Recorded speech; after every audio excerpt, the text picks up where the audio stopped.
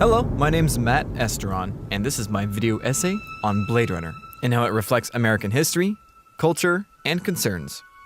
For those who don't know, Blade Runner was directed by Ridley Scott, whose major hit at the time was Alien, and it starred Harrison Ford, Rutger Hauer, Sean Young, and many more. The movie was released in 1982 while President Reagan held office. First, the story. Blade Runner takes place in the not-too-distant dystopian future of 2019. In this future, we have flying cars, skyscraping buildings that almost reach space, LA that experiences rain regularly, and oh yeah, robots. Specifically, replicants, who are androids that look and act like humans. A rogue group of replicants escape Mars and are on their way to meet their creator to gain a longer lifespan, since they only live for about 4 years. Deckard, a Blade Runner who hunts rogue replicants, begins his journey here. Throughout the movie, he has to perform detective work and solve puzzles with sci-fi technology. One by one, he takes down replicants, falls in love with one, and even questions his own well-being and his sanity. By the end of the movie, it is hinted that Deckard might be a replicant, but only might. While the movie wasn't a huge box office success, it gained a cult following a decade later, and soon enough, a big enough fan following to attract a sequel. It's the grandfather of science fiction cyberpunk and has inspired countless mediums. Roger Ebert gives the movie a 3 out of 5 stars, praising the movie's visual and technical detail, however feeling that the story lacked its plausible characters. He ends his review with, "The movie has the same trouble as the replicants. Instead of flesh and blood, its dreams are mechanical men." Roger Ebert felt that Ridley was too focused on the world that he had built in Blade Runner rather than developing interesting characters and stories. While I can see where he's coming from, I believe Ridley made the right call to focus on the world more than the characters. The characters are, after all, a byproduct of the overall story. It was at this time that happier sci-fi films such as Star Wars, which arguably is science fantasy, and Star Trek were among highly recognizable mediums. Blade Runner simply wasn't a cup of tea for anyone. However, it did spark a cult following. As James C., a writer for The Conversation, comments, "The film, like Casablanca, has transcended its formula trappings as a sci-fi come hard-boiled noir detective thriller to spawn a dedicated cult following and fill a special niche in pop culture."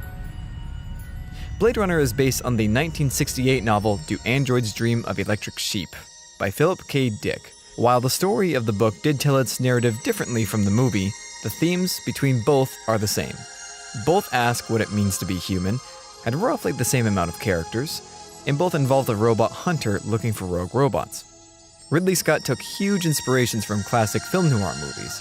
From the lighting style to costuming, it all reflects that genre while giving the film a sci-fi spin. Most consider Blade Runner to be more of a detective film more than a sci-fi film anyways. To me, it depends on what you focus on. From director Ridley Scott himself, he comments on a convention reel back in 1982 for Blade Runner, saying, "Like Flash Gordon or whatever you're doing.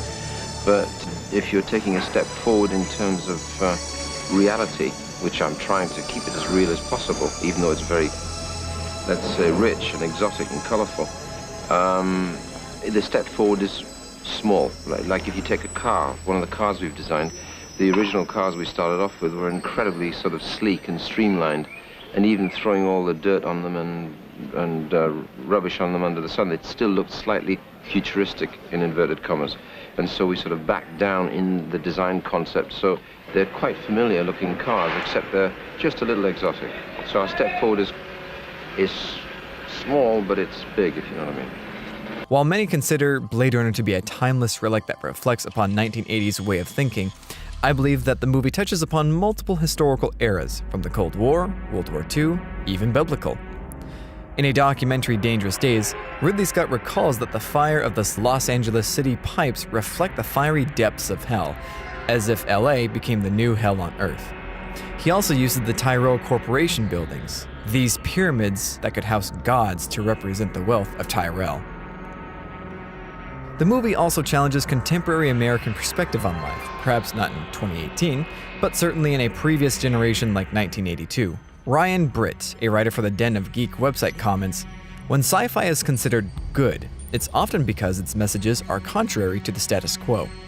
He later continues with, "We hear Philip K. Dick in his own words say that the American people are basically anti-intellectual. Next up, sci-fi author Brian Aldiss inserts that Philip wrote against the grain of what is currently, then, accepted in science fiction.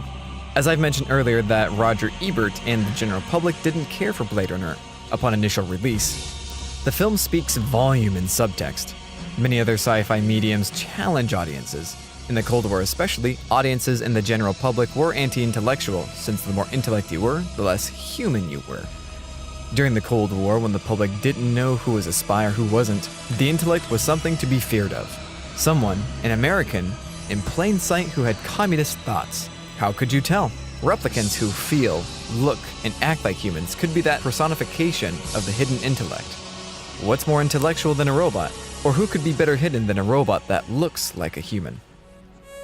Carlo Cavagna from About Films rates Blade Runner an A.